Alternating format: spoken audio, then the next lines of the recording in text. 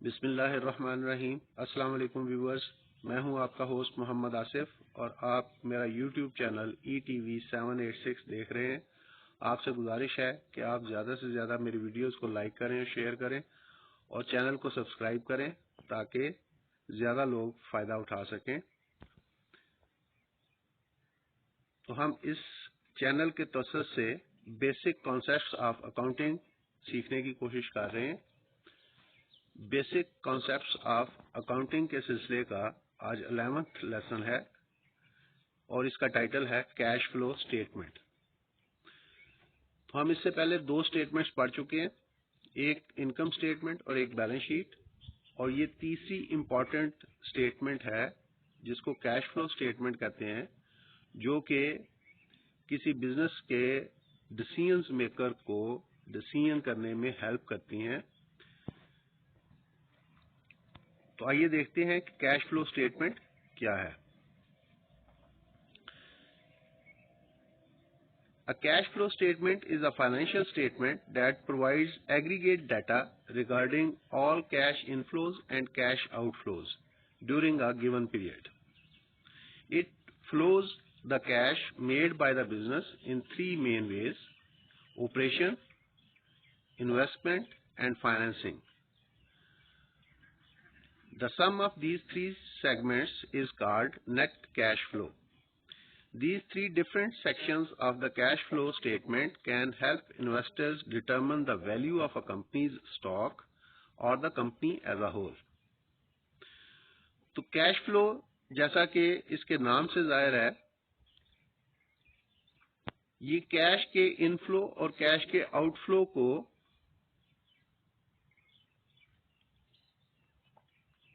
For a specific period determine करती है।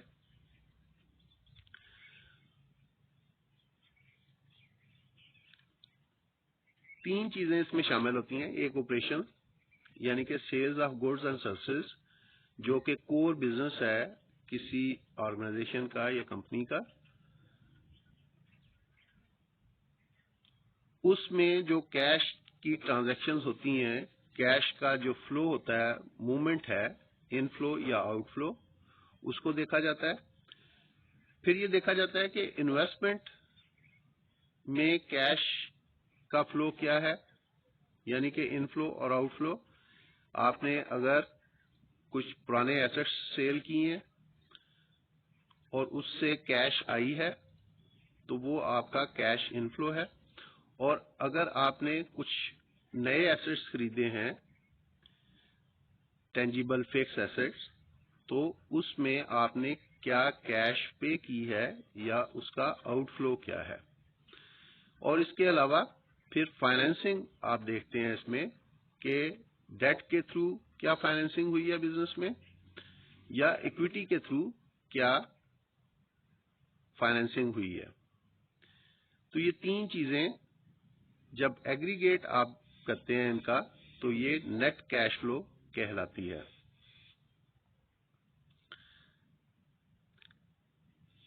और इसका मकसद कंपनी के स्टॉक को एवेल्युएट करना है या कंपनी की as a whole cash flow को डिटरमिन करना है कि उसकी पोजीशन क्या है।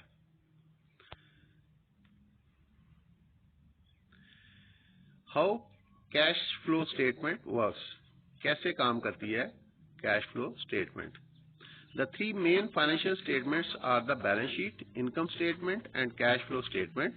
The cash flow statement is an important document that helps open a window for interested parties insight into all the transactions that go through a company. तो cash flow किसी company की progress को या जो सा ना वो कंपनी की जो फाइनेंशियल पोजीशन है उसको डिटरमिन करने के लिए besides other two important financial statements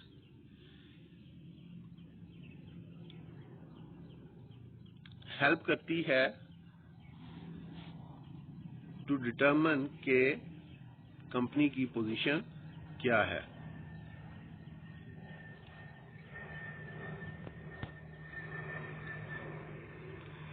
Number 2. There are two different branches of accounting, accrual and cash. Most public companies use accrual accounting, which means the income statement is not the same as the company's cash position. The cash flow statement, though, is focused on cash accounting.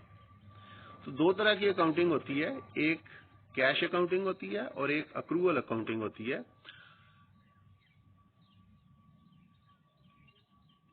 Cash accounting वो accounting है कि आपकी तमाम transactions cash से reflect की जाती हैं, और अक्रूवल अकाउंटिंग वो है कि जब आप जो है ना वो एक दफा ट्रांजैक्शन को रियलाइज करते हैं, उस वक्त जिस टाइम पे आप कोई चीज खरीद रहे होते हैं या बेच रहे होते हैं, और फिर दूसरी दफा जब आप उसकी पेमेंट कर रहे होते हैं या पेमेंट रिसीव कर रहे होते हैं, तो जिसमें पेमेंट डेफर्ड की जाए या बाद में रिसीव हो या पे की जाए, ऐसी अकाउंटिंग को अक्रूवल अकाउंटिंग कहते हैं।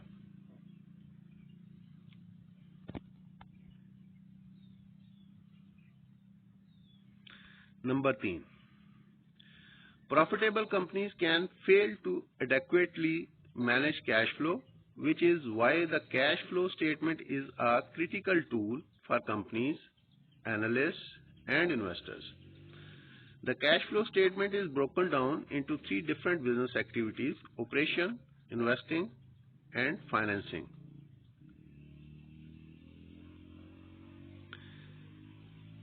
कई चलते हुए कारोबार कैश फ्लो सही तरीके से मैनेज ना करने की वजह से बंद हो सकते हैं या पुअर परफॉर्म कर सकते हैं। इसलिए कैश फ्लो स्टेटमेंट बनाना बहुत जरूरी है।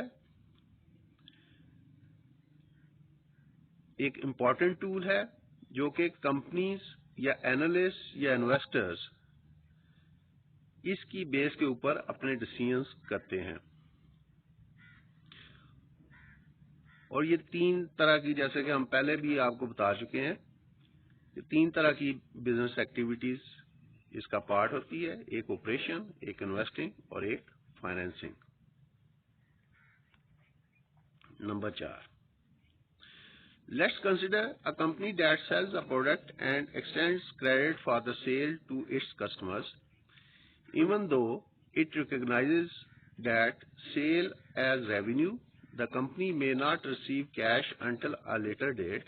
The company earns a profit on the income statement and pays income tax on it, but the business may bring in more or less cash than the sales or income figures.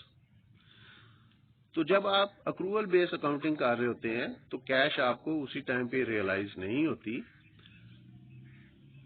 और cash जो आपकी profit होता है वो cash को reflect नहीं कर रहा होता। यानी कि जो आपकी इनकम हुई है बिजनेस की, जो एक स्पेसिफिक पीरियड के बाद आपने इनकम स्टेटमेंट के थ्रू डिटरमिन की ये इनकम है, वो एक्चुअली आपकी कैश नहीं है, बल्कि उसमें बहुत सारी कैश रिसीवेबल है और बहुत सारे एक्सपेंडिचर ऐसे शामिल हैं जो कि जिसमें एक्चुअली कैश पे नहीं की जाती। तो ये दोनों फिगर डिफर करते हैं, यानी कि आपकी इनकम एक्चुअली आपकी कैश पोजीशन को रिफ्लेक्ट नहीं कर रही होती। Number 5, investors and analysts should use good judgement when evaluating changes to working capital, as some companies may try to boost up their cash flow before reporting period.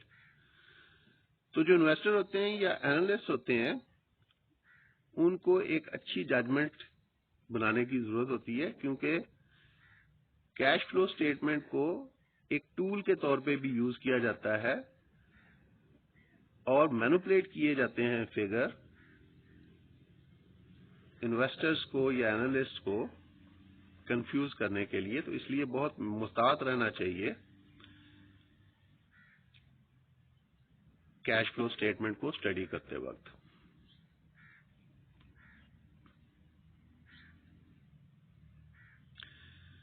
अब देखते हैं कि वो 3 सेक्शंस जो कैश फ्लो स्टेटमेंट का part होते हैं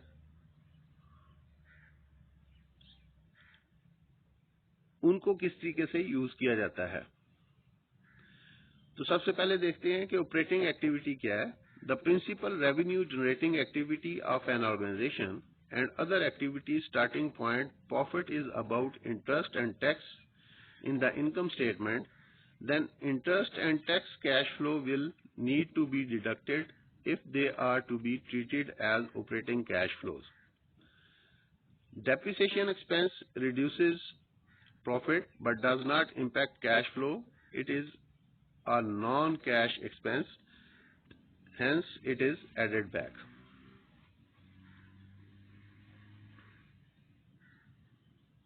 तो जो आपकी प्रिंसिपल रेवेन्यू जनरेटिंग एक्टिविटी है यानी कि सेल्स ऑफ गुड्स और सर्विसेज है, उसके थ्रू जो आपका रेवेन्यू जनरेट हो रहा है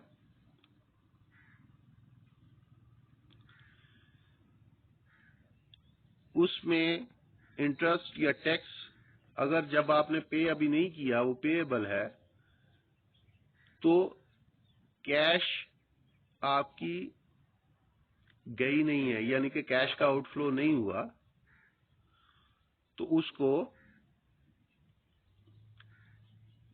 जब वो कैश पे किया जाएगा तो उस वक्त उसको एडजस्ट किया जाएगा। इसी तरीके से डेप्रिसिएशन एक्सपेंस आपके प्रॉफिट पे इम्पैक्ट करता है, यानी कि जब आप इनकम स्टेटमेंट बनाते हैं तो उसमें आप डेप्रिसिएशन को माइनस करते हैं जो कि एक हैंडसम अमाउंट होती है, लेकिन क्योंकि एक्चुअली ये एक्सपेंस कैश पे नहीं करता बल्कि नॉन कैश एक्सपेंस होता है, इसका बुक्स के अंदर सिर्फ मेंशन किया जाता है, अदरवाइज कोई कैश पे नहीं की जाती, इसलिए इसको ऐड बैक करते हैं ताकि कैश की पोजीशन या फिगर आपका अप्रोप्रिएट हो सके। नंबर 2 पे है investing activities. Any cash flows from the acquisition and disposal of long-term assets and other investment not included in cash equivalents. Investing cash flows typically includes the cash flow associated with buying or selling property, plant and equipment, जिसको PP&E भी कहते हैं, other non-current assets. तो non-current assets की acquisition या disposal cash को affect करती है, यानी जब आप डिस्पोजल करेंगे तो कुछ कैश रियलाइज होगी, वो आपको एडजस्ट करनी होगी, और जब आप कैश पे कोई एसेट्स खरीदेंगे तो उसको इसमें रिफ्लेक्ट किया जाएगा।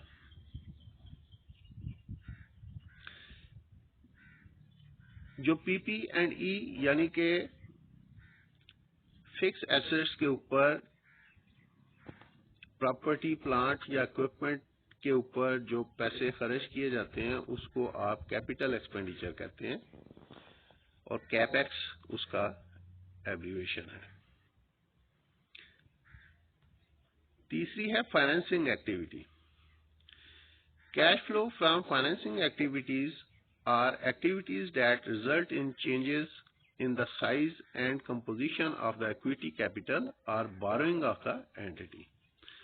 Financing cash flows typically includes cash flow associated with borrowing and repaying bank loans and issuing a bank-backed share, issuing and buying back shares.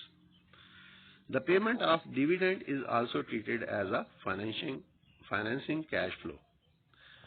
तो फाइनेंस में क्या चीजें आएंगी? आपने इक्विटी में कोई चेंज आई है, यानी कि आपने कोई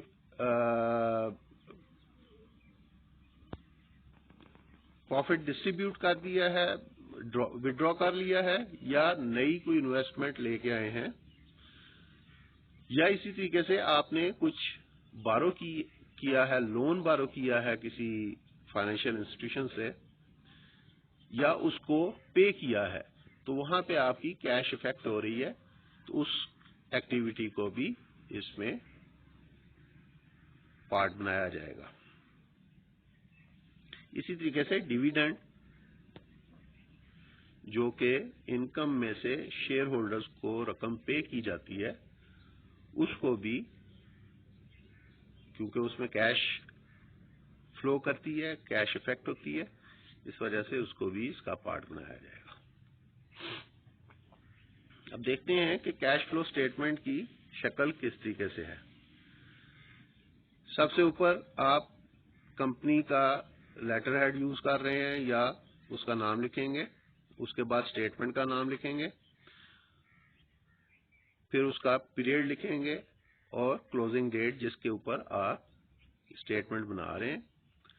यहाँ पे हमने मिसाल में रमजान ट्रेडर्स की हम कैश फ्लो स्टेटमेंट बना रहे हैं। कैश फ्लो स्टेटमेंट उसका नाम लिख दिया हमने, और फॉर द ईयर एंडेड दिसंबर 31, 2020, तो एक साल की ये स्टेटमेंट है जो कि दिसंबर 31 को 2020 को खत्म हो रही है।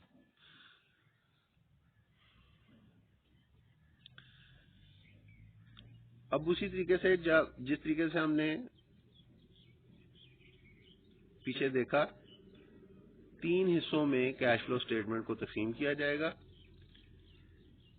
Cash flow from operating activities, तो उसमें हम बिफोर टैक्सेशन नेट प्रॉफिट से ये शुरू करेंगे। हम कंपैरिजन कर रहे हैं हम साथ पिछले साल से। उसके बाद हमने एडजस्टमेंट करनी है नॉन कैश आइटम्स की, जिस तरीके से डेप्रिसिएशन है, तो आपको नेट वर्किंग कैपिटल आपके पास आ जाएगा। उसके बाद हम increase and decrease in current assets देखेंगे कि आपने कुछ इन्वेस्टमेंट्स की हैं, आपके अकाउंट रिसीवेबल्स में क्या चेंजेस हुई हैं, एडवांस डिपॉजिट और प्री पेमेंट्स में क्या चेंजेस हुई हैं, तो वो आप रिफ्लेक्ट करेंगे। उसका जो भी नेट एग्रीगेट रिजल्ट होगा वो इसमें आप माइनस करेंगे। बेसिकली ब्रैकेट हम यूज करते हैं अकाउंटिंग सिस्टम में, जो भी अमाउंट हम ब्रैकेट में लिखते हैं उसको हम माइनस करते हैं, और जो विदाउट ब्रैकेट लिखते हैं उसको ऐड करते हैं। तो हमने पहले देखा कि डेप्रिसिएशन को जो सा ना वो हमने उसमें ऐड किया क्योंकि वो नॉन कैश आइटम था। उसके बाद जो चेंजेस आई हैं इन्वेंटरीज में, अकाउंट रिसीवेबल्स में या प्री पेमेंट्स में, एडवांसेस में, तो वो हमने इसमें ऐड ऑन की हैं।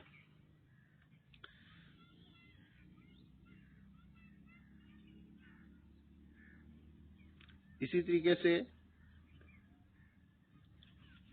करंट एसेट्स में इंक्रीज या डिक्रीज के बाद फिर हम लायबिलिटीज में इंक्रीज और डिक्रीज ऐड ऑन करेंगे, तो हमारे पास net cash inflow outflow from operating activity आ जाएगा। इसके बाद हम cash flow from investing activities देखेंगे। एडिशन इन फिक्स एसेट्स क्या हुई है, वो हम क्योंकि पे किए हमने कैश उसमें पे की है, तो वो हम इसमें से माइनस करेंगे। आपने मार्केटेबल सिक्योरिटीज परचेज की हैं, उसको हम माइनस करेंगे,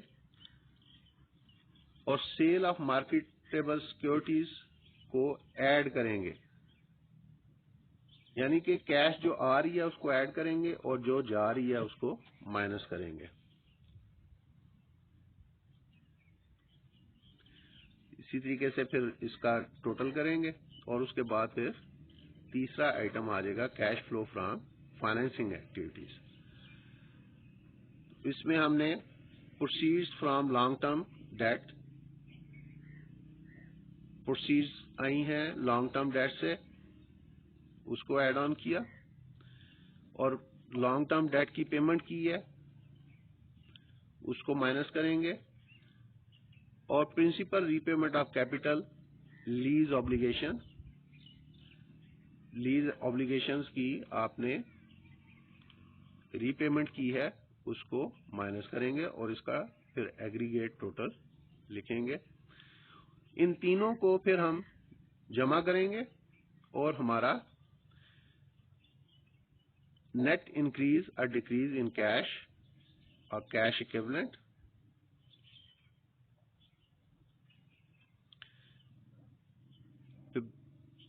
पीरियड के शुरू में देखेंगे कि ओपनिंग बैलेंस क्या था हमारा कैश का या कैश इक्विवेलेंट्स का, और इस तरीके से फिर हम टोटल कर देंगे दोनों को और हमारा net outflow, net cash flow आ जाएगा।